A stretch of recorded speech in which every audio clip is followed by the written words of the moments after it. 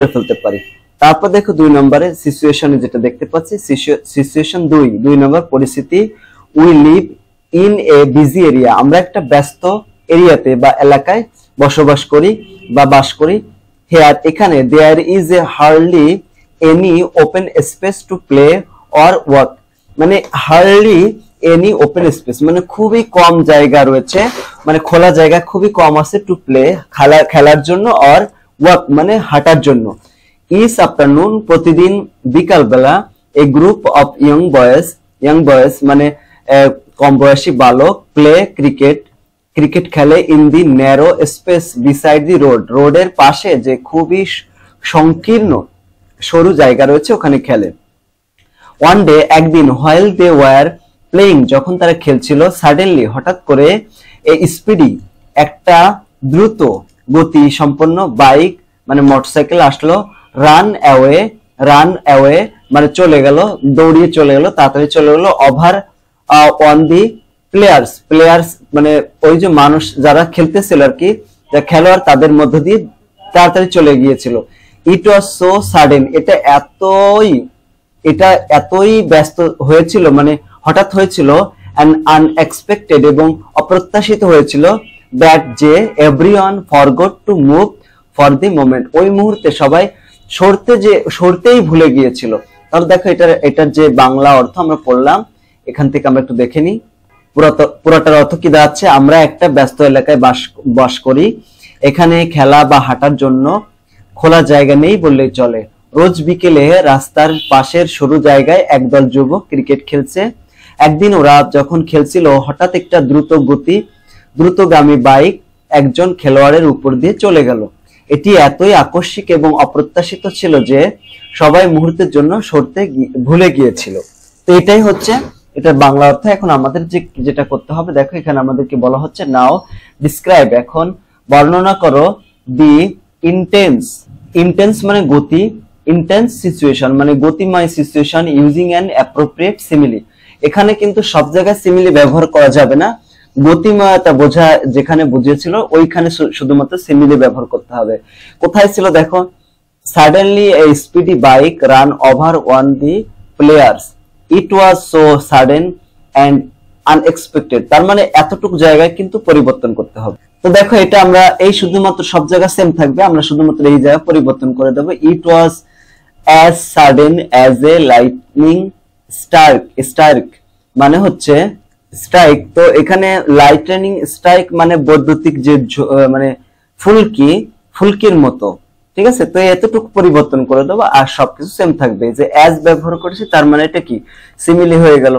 এরপর situation 3 number চলে গেলাম। সিচুয়েশন 3, রিমা সিমস টেন্সড, রিমাকে একটু চিন্তিত মনে হচ্ছে অথবা বলতে পারি টেনশন করছে।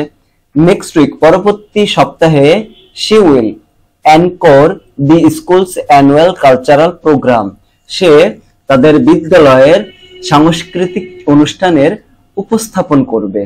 Performances like singing, dancing, recitation and many more are to be performed in that programs, ওই প্রোগ্রামে কি থাকবে, বিভিন্ন ধরনের প্রোগ্রাম থাকবে, যেমন দেখো নাচ, গান, তারপরে আবৃত্তি এবং আরো অনেক কিছু পরিবেশন করা হবে ওই অনুষ্ঠানে, ঠিক আছে, ওই অনুষ্ঠানে এই পরিবেশন করা হবে। তারপর দেখো এখানে বলা হচ্ছে যে she prepared scripts for some of the events,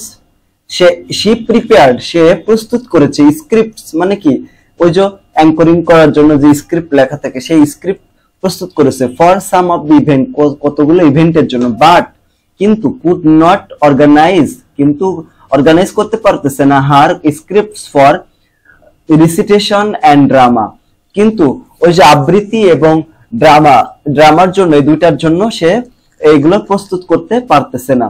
তিনি কিছু অনুষ্ঠানের জন্য স্ক্রিপ্ট প্রস্তুত করেছিলেন, কিন্তু আবৃত্তি এবং নাটকের জন্য তার স্ক্রিপ্টগুলো সংগঠিত করতে পারেন নাই। সে বুঝছিল না, আন্ডারস্ট্যান্ড মানে বুঝতে পারছিল না, হোয়াট শি উড ডু, তার কি করা উচিত ছিল।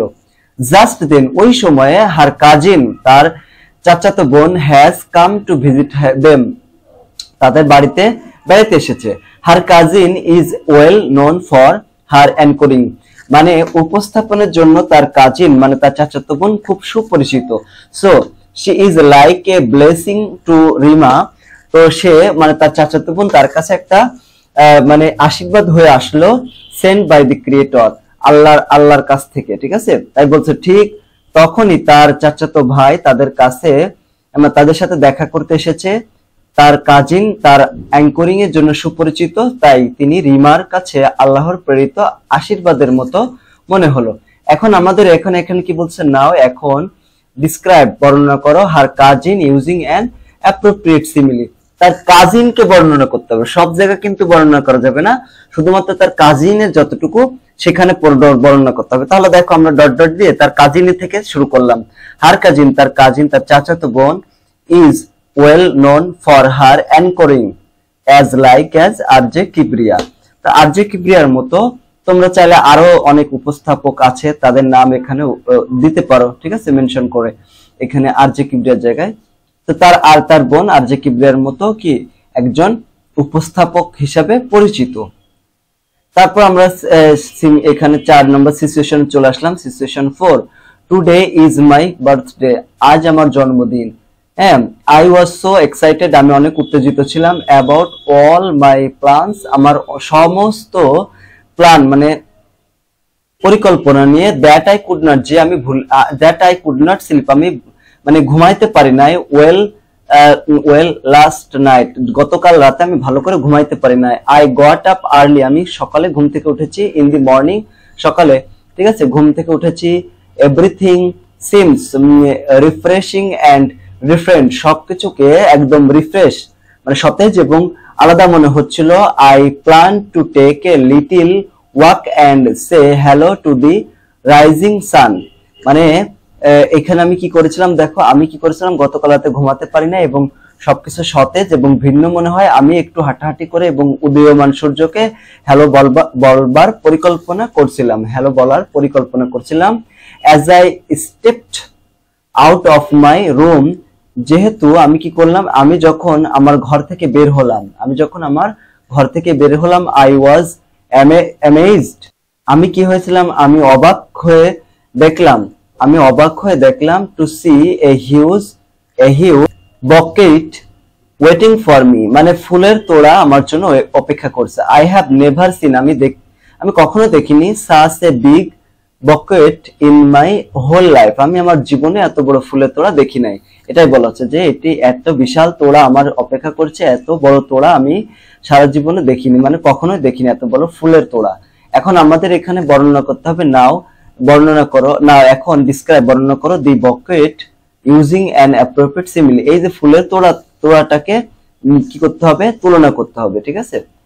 এখন তাহলে লিখতে পারে, as I stepped out of my room, I was amazed to see a huge bucket like elephant waiting for me, মানে হাতির মতো বড় একটা দেখতে পেলাম, ঠিক আছে। এটাকে আমাদের করতে হবে, ঠিক আছে।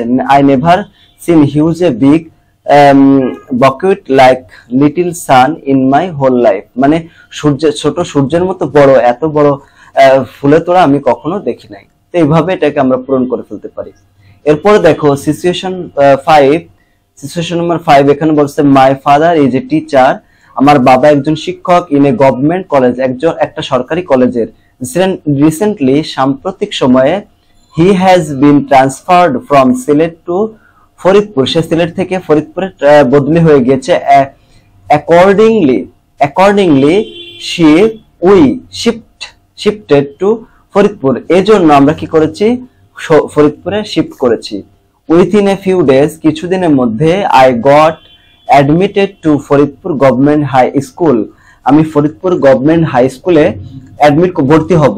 হ্যাঁ, when I entered the class, আমি যখন মানে ভর্তি হয়েছি আর কি, যখন আমি ক্লাসের ভিতরে ঢুকেছি বা প্রবেশ করেছি, এভরিথিং ওয়াজ নিউ, সবকিছু নতুন ছিল। আই ফেল্ট সো আনফ্যামিলিয়ার, আমি অপরিচিত অনুভব করতেছিলাম, ঠিক আছে। এটার মানে কি দেখো, মানে হচ্ছে যখন আমি ক্লাসে ঢুকলাম তখন সবকিছু নতুন, এই নতুন পরিস্থিতিতে আমি খুব অপরিচিত এবং অস্বস্তিকর বোধ করছি। দেখো এখানে তার মানে হচ্ছে